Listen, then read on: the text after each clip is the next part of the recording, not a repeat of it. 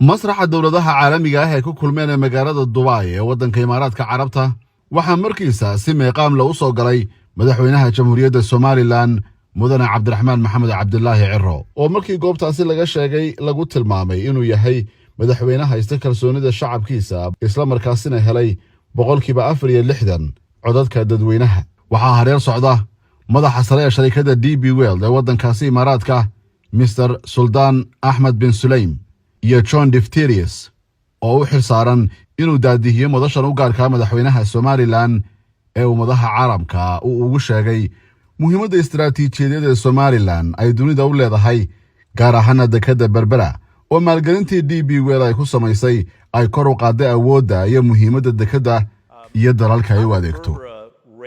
John Diphterius ayaa waxa uu weydiiyay madaxweynaha Somaliland Mudane Cabdiraxmaan Maxamed su'aal nuxurkeedu yahay dekadda Somaliland ee Berbera ee ku taala meesha istiraatiijiga ah iskuna xidha bariga dhexe bariga Afrika iyo Asia maxay ka dhigan tahay 400 milyan ee dollar ay ku maalgelisay DP World dekadda Berbera maxay ka tahay kobaca dhaqaalaha ee Somaliland iyo maalgelinta lagu sameeyay waxay uga dhigan tahay Somaliland iyo gobolka Geeska Afrika. What has it meant that $400 million investment by DP World to economic growth, what it represents to GDP?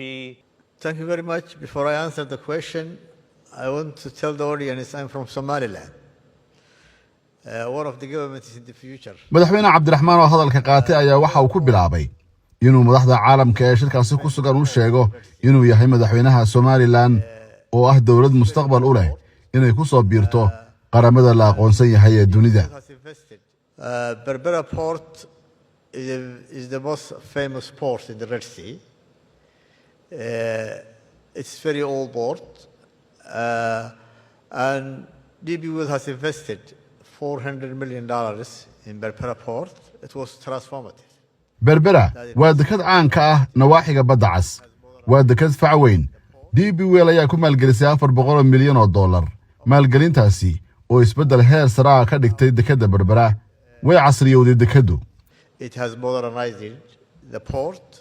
It has increased the capacity of the port, and now it became a very important port that can give service to the to most of the African countries that have no. Awooddeeduna waa ay korodhay maalgashiguna waxa uu ka dhigay dekad muhiim ah oo u adeegi karta badi wadamada Afrika ee aan dekadaha lahayn gaar ahaan macmiilka iyaga ugu weyn oo ah wadanka aanu dariska nahay saaxiibka nahay ee Ethiopia oo ay ku nool yihiin dadweyne tiradiisu ay ku socoto ku dhawaad 140 milyan oo dadweyne ah. 140 million population. The Berbera will give a service to Ethiopia now, I expect.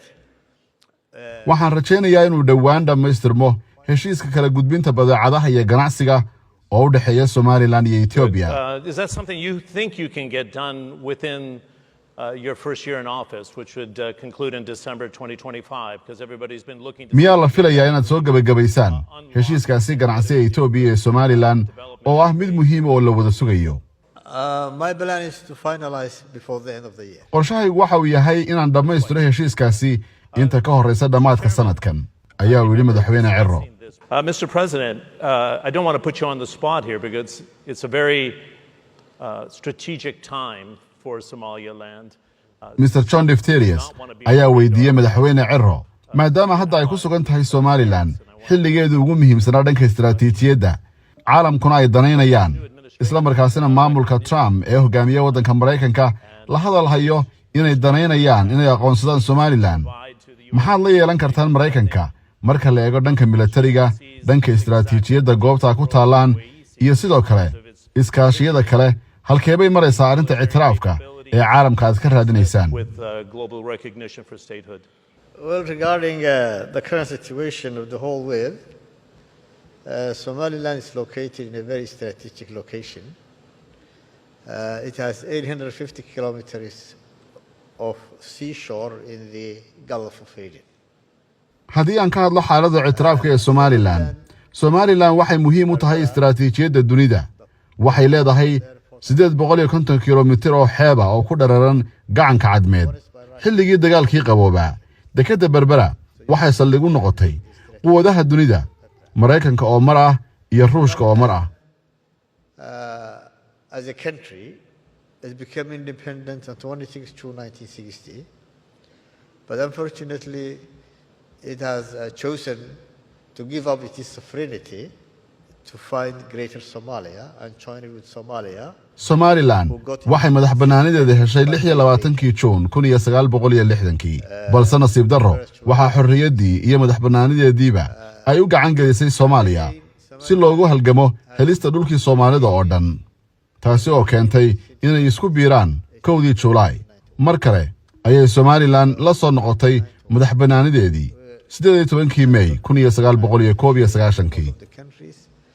But all the countries in the world have been dealing with Somaliland as a separate entity.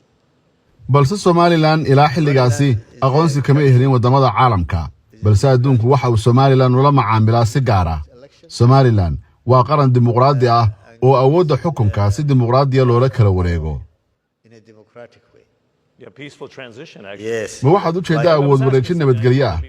Haa, waa sidaa.